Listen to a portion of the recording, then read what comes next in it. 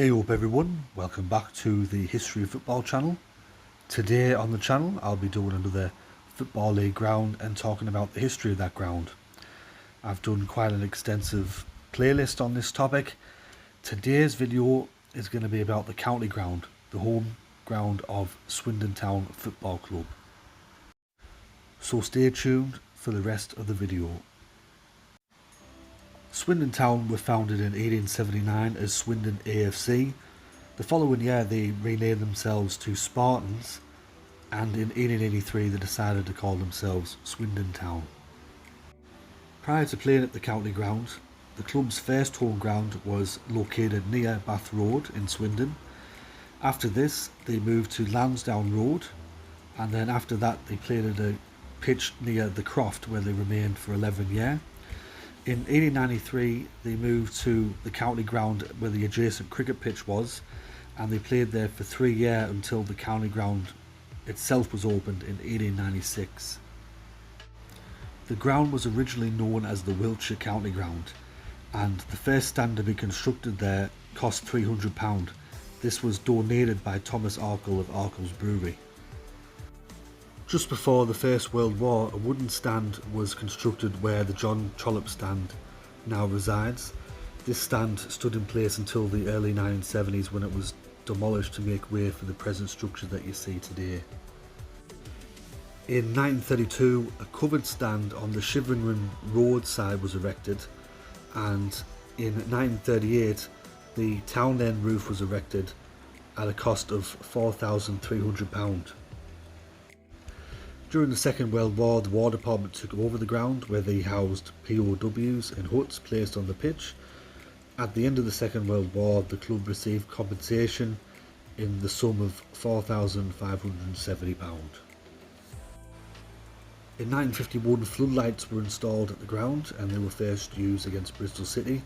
The first floodlit league match occurred against Millwall on the 29th of February 1956.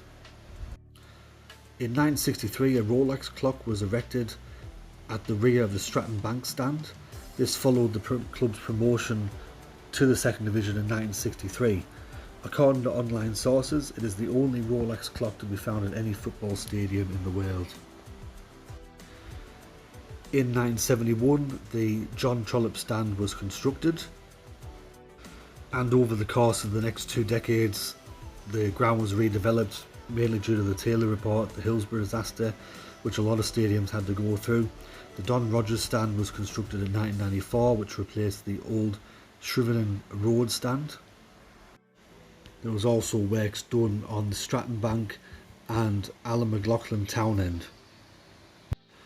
In the year 2000, relocation was proposed away from the county ground. However, the club since then has elected to stay at the stadium.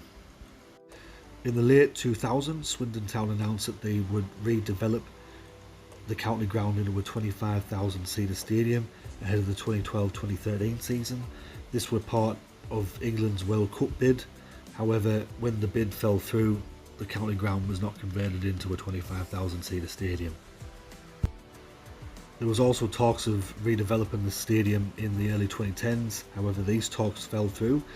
In 2021, when Clem Morfuni took control of the club, he proposed a joint venture with the Supporters Trust, and they would look at refurbishing the Stratton Bank, putting executive boxes in the Don Rogers stand, and having a new town end with a conference centre and hotel.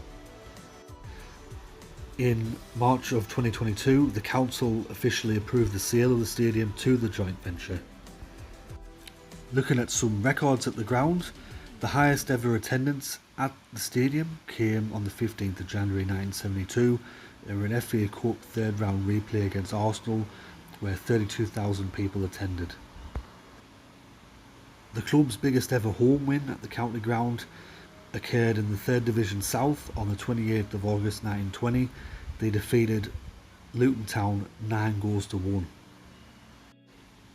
The current capacity at the county ground is 15,728, and the club currently play in League 2. So that is my video on the county ground, the home ground of Swindon Town since 1896. However, it's been open since 1892, a very old stadium. I hope you enjoyed this video. If you did, let me know in the comment section below. If you were a Swindon Town supporter, I'd love to hear from you. Let me know your favourite memories of this stadium. Anyways, this has been History of Football, and I'll catch us all later in the next video. Alright, tatty bye for now.